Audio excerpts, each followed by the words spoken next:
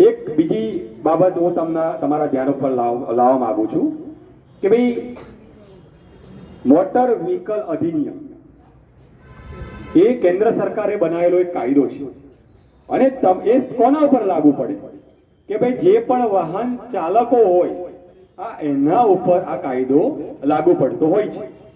એટલે એના માટે કલમો હોય અને નિયમો ઘડ્યા હોય, એ તમામે એનું આ પાલન કરવું જોઈએ. એટલે મોટર વાહન અધિનિયમ 1985 કહેવાય છે.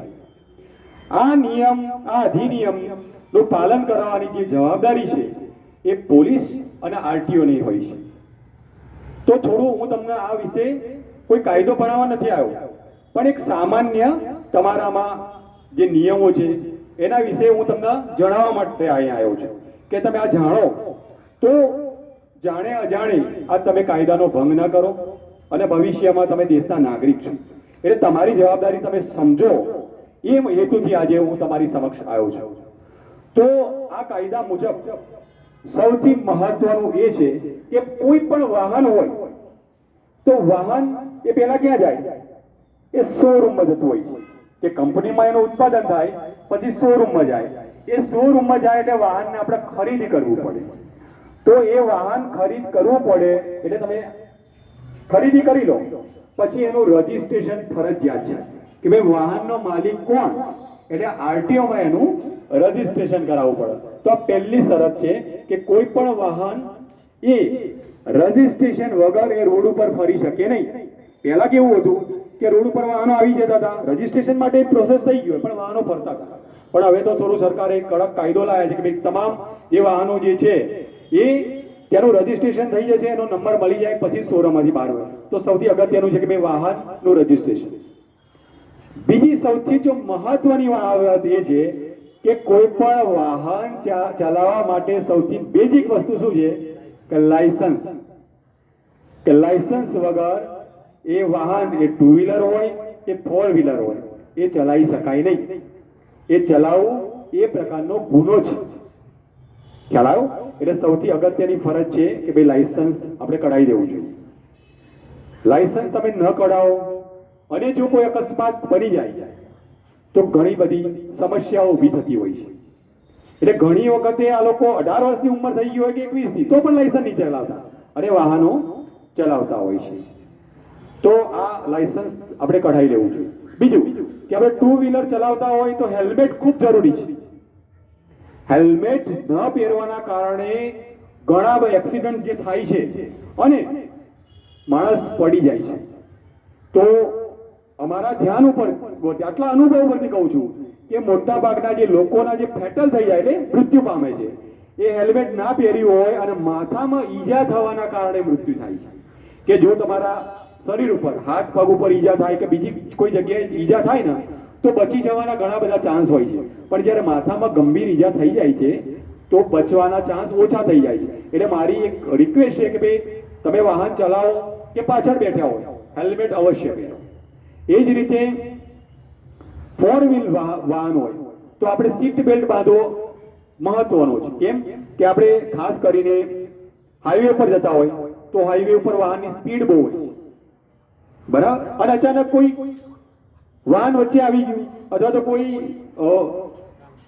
પ્રાણી તમારી વચ્ચે આવી જાય અને બ્રેક મારો તો એક્સિડન્ટ થઈ ગયું અથવા વાહન સાથે એક્સિડન્ટ થઈ જાય તો સીટ બેલ્ટ તમે ના પહેર્યો હોય તો એરબેગ અંદર આવતી હોય, એ તમારું સુરક્ષા કવચ છે.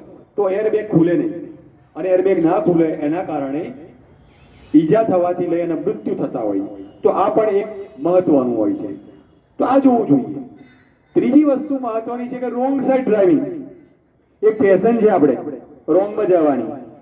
આગળ જે અને યુ ટર્ન હોય તો મારે તો કે અહીંયા જ જવું છે એટલે રોંગ સાઈડમાં આપણે જવાની એક ફેશન ચાલી રહી છે અત્યારે. એમાં શું કે મારે તો આટલા જ જવું છે, એટલા નથી જવું. કારણ કે ઘણી વખતે તમે શું થાય છે કે જે પોતાની સાઈડમાં આવતો હોય અને એને જ એક્સિડન્ટ થઈ જાય એટલે રૂલ્સનું જે પાલન કરતો હોય એને તમે અથડાઈ જાઓ અને ઘણા તો કે અરે ભાઈ દેખાતું નથી. રોંગ સાઈડમાં તમે જતા હોય અને પેલાને ઠોકી એને એમ કે દેખાતું નહીં. આવું મોટા સિટીઓમાં વધારે થતું હોય. અરે ભાઈ એમ તો દેખાય છે, તમને નહીં દેખાતું. એટલે યાદ રાખો. બીજું ધ્યાન ઉપર આવ્યું છે કે ઓવર સ્પીડ. ખાસ કરીને ઓવર સ્પીડમાં આ જે ટીનેજરો જે છે એ તમારા મમ્મી પપ્પા માટે પપ્પા એ ટ્યુશન જવા માટે કે સ્કૂલે જવા માટે કાયદાનો ભંગ કરીને પણ તમને વ્હીકલ આપે છે. પણ જે ટીનેજરો જે છે અત્યારે ભાઈ વ્હીકલ મળ્યું એટલે હવામાં ઉડે, બરાબર, આમ આમ આમ આમ વાકું ચૂકું ચલાવવાનું, અને એક નહીં, બે નહીં, ત્રણ સવારી આમ વાકું ચૂકું ચલાવવાનું. હા, અને રીલ બનાવવાની ફેશન ચાલી છે પાછી. હા, એ તો રીલ બનાવતો હોય પાછળ એક જણ તો પાછળ આગળ રીલ બનાવજો, મસ્ત બનવું જોઈએ. મારે તો ફેસબુક ઉપર મૂકવાનું છે, ઇન્સ્ટાગ્રામ પર ફોલોવર્સ વધે. અરે ભાઈ, ફોલોવર્સ વધે કે ના વધે, અકસ્માત થશો તો જિંદગીથી જશો. સમજણ પડી? એટલે રીલ બનાવવાની લાઈનમાં ઘણા લોકો પોતાની જિંદગી ગુમાવે છે. બીજું કે આપણે એટલા બધા બીજી થઈ ગયા છીએ કે આપણી પાસે આપણી જિંદગી માટે પણ ટાઈમ નથી. આ મોબાઈલ એ તમારું સારી બાબત છે, પણ મોબાઈલ એક પ્રકારનો દુશ્મન પણ છે, બરાબર. ખાસ કરીને ગર્લ્સ આ મોબાઈલ લઈને આમ આમ આમ વાતો કરતા જાય. હા, દુનિયાનું તો કઈ ભાન જ ના હોય, આજુબાજુ શું થઈ રહ્યું હોય, જેને જ્યાં જવું હોય તો જાય. મારા મોબાઈલમાં વ્યસ્ત આમ ચલાવે, બરાબર. એટલે બોયઝ ગર્લ્સ અને બધા જ, એવું નથી કે તમામને લાગુ પડે છે. તો ભાઈ મોબાઈલ આવે, નો ડાઉટ છે, કોઈ અગત્યનો ફોન આવે તમે સાઈડમાં લઈ લો અને વાત કરી લો. વાત કરવી અગત્યની હોય તો, પણ ના, આપણે તો વાતે કરવી છે અને વ્હીકલે ચલાવવું છે. બીજાનું જે જેવું થાય, બીજાને ઠોકી દઈએ તો વાંધો નહીં, પણ તમે યાદ રાખો આ હસવાની વાત નથી, આ ખૂબ સિરિયસ બાબત છે કે મોટા ભાગના જે એક્સિડન્ટો સાહેબ, આ એક્સિડન્ટો છે ને મૃત્યુનું જે પ્રમાણ છે ને એમાં મોબાઈલ પણ છે સૌથી અગત્યનું જે કારણ.